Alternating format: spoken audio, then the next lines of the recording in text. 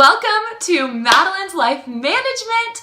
Today I'm going to be talking about some tips and tricks I've learned while in a relationship and advice that I would have loved to have when I was first starting off.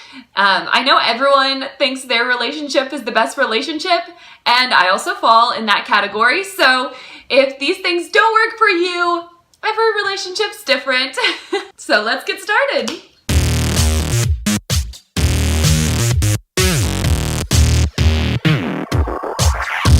Blake says I love you all the time, which I love, but he'll say it like or so. So we'll be standing there, and whenever there's a pause, he'll say I love you. And sometimes I just need a little bit more. So I know one night in particular, he'd say, it was date night, I think, and we were going to Cold Stone, and every time he'd say I love you, I'd say, why? And he'd give me a reason. And he was being great and doing like all these personality things. So, finally I was like, why? Give me a reason. It has to be different and something physical. I was like, enough about my personality, And so I think he ended up saying I love you like a crazy amount that night. And he just kept on coming up with different reasons. And I felt so loved, and it was just what I needed. The other day, we were just, hanging out, and he was like, why do you love me? And I was like, fine, I guess I'll just start listing off things.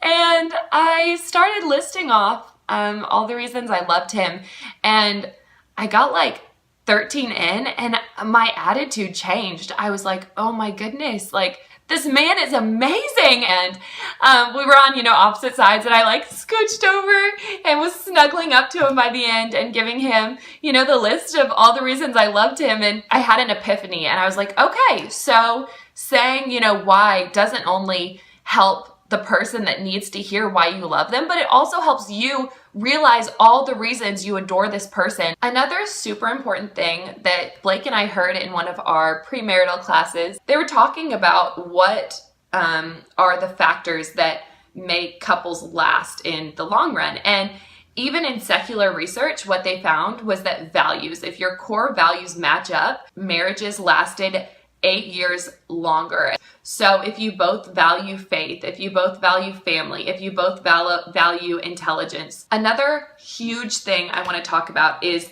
responding.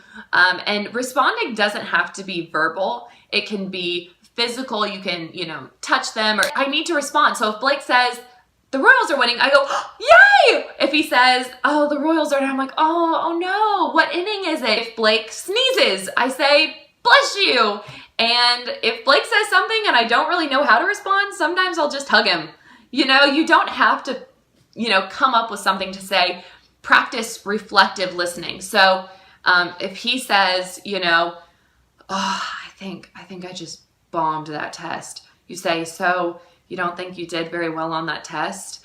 And he'll be like, and you feel so validated when someone reflective listens you, and you don't think, oh, they're reflective listening me. Blake's never like, are you just repeating back what I'm saying? Another thing I want to talk about is having your relationship be a safe, stress-free environment. Have fun together. I have so much freedom knowing that I'm not Blake's mom. He's the man, and I don't want to be going around telling him what to do. And so I just validate his feelings, and I wouldn't say, well, then study. That was kind of a duh, but I was like, that's not on me. That's on him. And I would just be a safe space. I told Blake once early on, and I think it was a couple of months ago, and I said, okay, so I just want to let you know that I am not worried about finding an apartment, and I know that you're going to do a great job, and also I won't be taking responsibility for it. You are the man in the relationship, and so I'm just going to leave it all up to you to find where we're going to live and, just all that stuff. And I haven't said a word about it since. If we end up living with my family or his family the first couple of months, I will still be thankful that I was like, Blake, I give this to you. You are the leader in the relationship and it is your responsibility, and I'm not going to nag you about it because I trust you. That's why I'm marrying you. And wow, that man, he's a procrastinator, but not in this. He's called, let's see, this place was like, we'll know by next week. And so he's called them every single day to see if we can get in, and he has backup plans, and he's like, okay, so he's like coordinated with my schedule when we can go look at apartments. He has just blown me away. I am more than happy to follow. It takes the burden off of me because I'm not responsible for his actions. It releases the burden. Also, I don't have to stress about finding an apartment. Another stress relief. So I'm finding when I do it God's way, life is just so much easier and more enjoyable.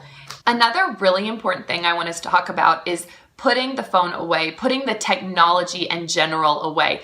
Blake and I, when we're together, we put all technology away. We don't have laptops or cell phones or iPads or anything out, and it's just us, you know, and we can communicate and interact. Blake and I went on a double date with this couple once, and literally they were on their phones the entire time. And Blake and I were sitting there like mouthing to each other like, I'm so thankful for you. It's so important to have someone that you want to talk to, that you want to spend time with, that you enjoy conversing with, that you don't want to check your phone because they're with you, they're there. Like we were trying to like converse and like include them, but we'd be talking and one of them would randomly laugh at something on their phone, and we were like, okay, check please. I mean, we didn't really do that, but we had fun overanalyzing them on the way back. If you're ever like, I don't really know about my person, go on a double date. It doesn't matter who you go with. They could be the most perfect couple in the world, but it's not your relationship. Like after double dates, Blake and I are always just like on a high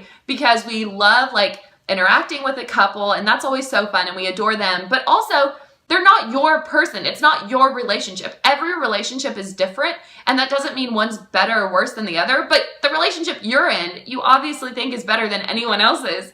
So you get in the car and you're so in love. You're like, oh, like, I love that we do this and this and this, and I love that you don't do this. And we are in the car a lot together, which I love being in the car with him because it's like you're in that safe space. We'll like sometimes read books on car trips. The first one we read was 1984. And then we read The 5 Love Languages, which is amazing. And it was so fun, and it had so many discussion points, and you're just so in love with each other while you're reading it because you're very conscious of their love language. So mine is acts of service. And so literally Blake comes in the door, he sees that my trash is full, and he takes my trash out. He always opens my doors, like literally every single door. If it's raining, if it's snowing, he opens my door. And my love language is also gifts. So Blake will like bring me over like treats and things. And his love language is touch. And so I would literally be reading the book and it was just on my mind all the time. And so I'd be reading with one hand and I'd reach over and just touch him with the other hand. And it makes him feel so loved. And it's on the forefront of your mind. So you're going to be doing it more. Know your partner's love language.